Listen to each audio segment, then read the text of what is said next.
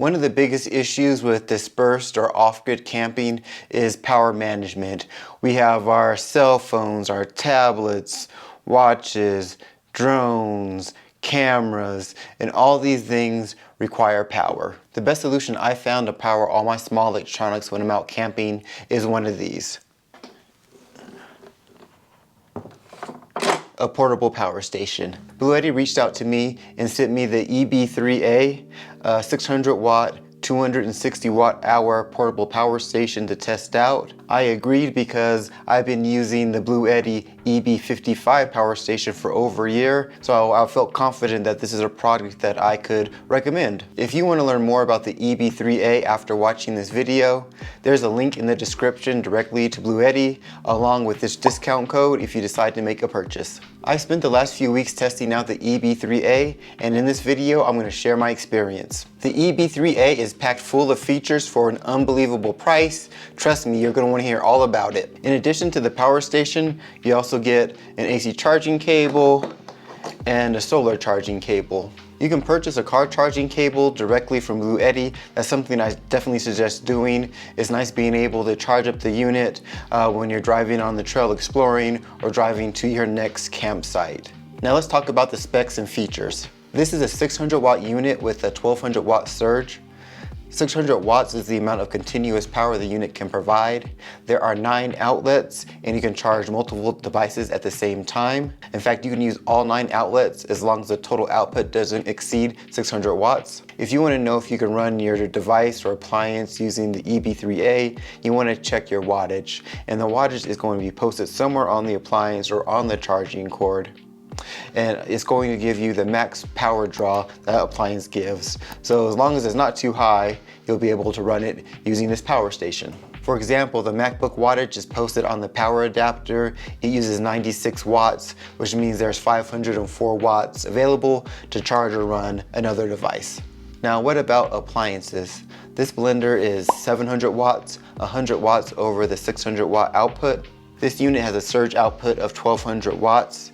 And that's the maximum amount of power it can put out over a short period of time, because some appliances and electronics require more power when they're first initially starting up and lower wattage once they're running. The EB3A has a 268 watt hour battery capacity. The battery capacity is the amount of electricity the battery can store.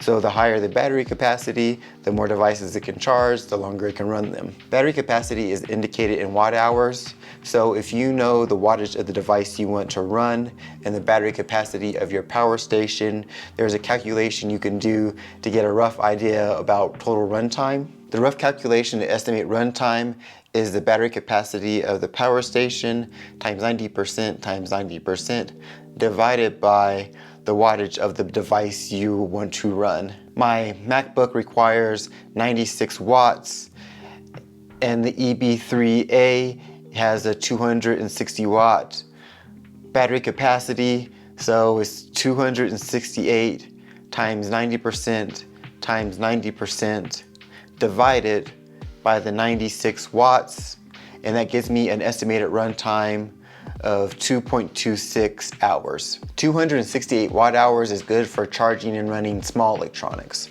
There are 9 outlets, 15 watt wireless charging. To use the wireless charging, you want to turn on the DC output, 1 cigarette lighter port, 2 12 volt DC outlets, 2 USB type A outputs, 1 USB type C, 100 watt output, which is perfect for a laptop, and 2 120 volt AC outputs. There are 2 charging inputs, a 268 watt, 120 volt AC input. So you plug the provided AC charging cable into the wall to charge the unit. Using the Bluetti app, you can put the unit into turbo mode and you can recharge at 350 watts. There's also a 200 watt DC input, and this is used to charge the unit using a solar panel or your vehicle. The EB3A recharges quickly. On my last camping trip, I ran the battery down to 0 and brought it back home and plugged it in to charge, and the unit completely recharged in a little over an hour. You can recharge the unit using the solar panel and AC together, and with that it can recharge at 430 watts, and that takes just about an hour to recharge the unit. It takes about 3 hours to recharge the unit using your vehicle's 12-volt port. You can also recharge it using a generator, and that takes about an hour and a half. You can also use the EB3A while it's charging. Next to the input ports is a circuit protector. There's also a light. You can press any of the 3 power buttons to turn on the display. When the display is on, it indicates the wattage input and output, as well as the percentage of battery remaining. You press and hold the buttons to turn the unit off or on. It also gives you the current mode.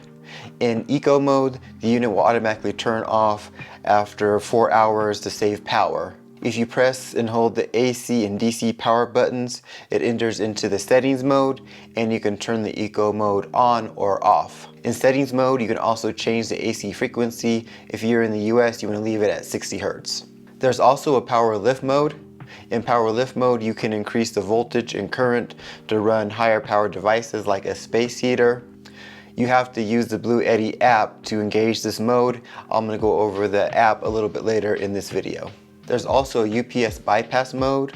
When this mode is enabled, when the unit is plugged into an AC outlet, the inverter is disabled. The unit will continue to charge its battery, but the load capacity is now based on your AC outlet.